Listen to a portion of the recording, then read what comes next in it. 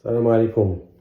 غنكملوا مع سورة البقرة إن شاء الله من الآية 62 حتى الآية 69. ها هو القرآن. يا الله هنا سيدي ربي كيقول لنا: أعوذ بالله من الشيطان الرجيم. إن الذين آمنوا والذين هادوا والنصارى والصابئين من آمن بالله واليوم الآخر. هنا ربي تيهضر معانا، تيهضر مع الأمة ديال سيدنا محمد صلى الله عليه وسلم اللي هما حنا، وحتى مع الأمم اللي دازو قبل منا، لا من يهود ولا نصارى.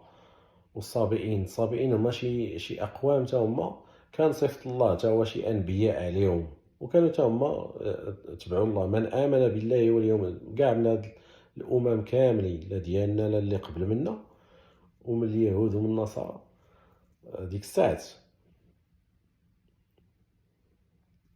من امن بالله واليوم الاخر وعمل صالحا فلهم اجرهم عند ربهم. راه هذوك عندهم الاجر عند الله، ولا خوف عليهم، ما عندهم لاش يخافوا من يوم القيامه ولا هم يحزنون، وما عندهمش من ناس يحزنوا من الدنيا، من داكشي داز. واذ اخذنا ميثاقكم ورفعنا فوقكم الطور. وربي هنا تيهضر على انه منين خدا الميثاق، خدا عليهم الميثاق ديال انهم يتبعوا الله ويتجنبوا داكشي اللي كيقول لهم الله يتجنبوه، يعبدوا الله. ورفعنا فوقكم الطور، كان ربي رفع واحد الجبل فوق منهم، بنو اسرائيل ديك الساعه فوق منهم باش يخافوا يخلعوهم، ويعرفوا بالقدره ديال الله.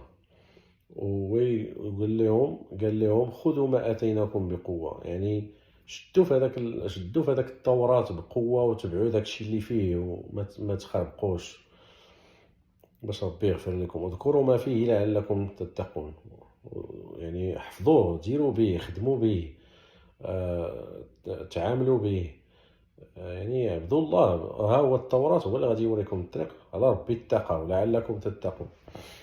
ثم توليتم من بعد ذلك، ومن بعد كاع هادشي ملي خدا عليكم الله الميثاق وكل شيء، كانوا دائما تيعصيوا الله. فلولا فضل الله عليكم ورحمته، كل ما الفضل ديال الله عليكم انه يعني تيتجاوز عليكم، كان تيتجاوز عليهم، والرحمه ديالو انه تيقبل التوبه من دوك اللي كيتوبوا فيهم، لكنتم من الخاسرين، لكن كل شيء خسر. ولقد علمتم الذين اعتدوا منكم في السبت فقلنا لهم كونوا قردة خاسئين. وقال لهم انتم راه في راسكم متقنين، ولقد علمتم زعما في راسكم على دوك الاقوام قبل منهم كانوا شي وحدين فيهم. كانت واحد الوقت كان ربي كان حرم على واحد القوم فيهم، حرم عليهم انهم يصيدوا في نهار السبت، شي حكمه الله اللي عارفه شنو هي. او هما شي وحدين فيهم واحد القريه ديال الناس بغاو يديروا القوالب، يلعبوا القوالب، زعما مشاو هما ينشروا الشبكه ديالهم قبل من السبت. هما يخليوها كاع حنا السبت ما مصيدين والو، خلاوها تما، ونهار الحد جاو ليها هما يجمعوا زعما يلعبوا القوالب. احنا ما صيدناش في السبت، هو يردهم الله قروده خاسئين ما فيهم ما يتشاف، عقوبه لهم على داك التبهيليل ديالهم زعما. فجعلناها نكالا لما بين يديها وما خلفها، ويردهم الله عبره لدوك الاقوام الاخرين اللي كانوا معاهم، اللي سمعوا بهم في ديك الوقت، حيت هو كان بحال قلتي واحد القريه اللي دار لهم هاد العقوبه هادي، هما اللي زعما باغوا يزعموا ومشاو داروا هاد القلب.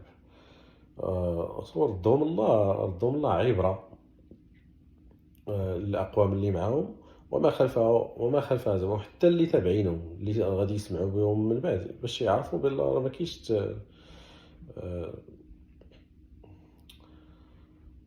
تخرشيش مع الحوايج اللي ربي تيقول. وموعظة للمتقين، اما دوك اللي هما متقين هادشي كيوعظهم وكيردهم رادين البال، وعارفين اش كيديروا. وإذ قال موسى لقومه إن الله يأمركم أن تذبحوا بقرة. وربي هنا تيقول لنا بأن سيدنا موسى قال القوم ديالو، قال لهم راه ربي تيقول لكم ذبحوا واحد البقرة، ذبحوا بقرة. هما يقولوا ليه قالوا أتتخذنا هزوا، قال لي واش انت كتكنز علينا؟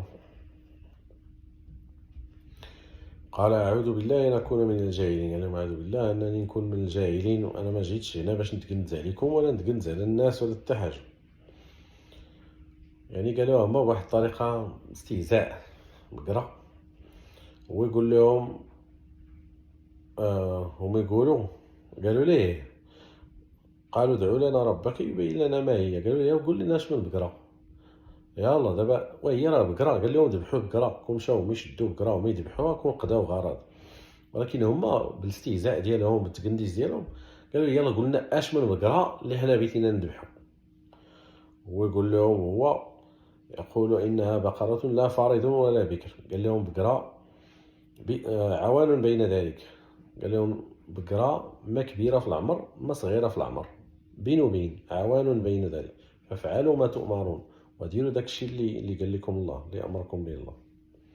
وهما مع ذلك باقي فيهم شويه ديال النفاخه والاستهزاء. هما يقول ليه قالوا ادعوا لنا ربك يبين لنا ما لونها، يقول لنا اللون ديالها، يلا انت قلتي لنا ما كبيره ما صغيره ودابا عطينا اللون ديالها.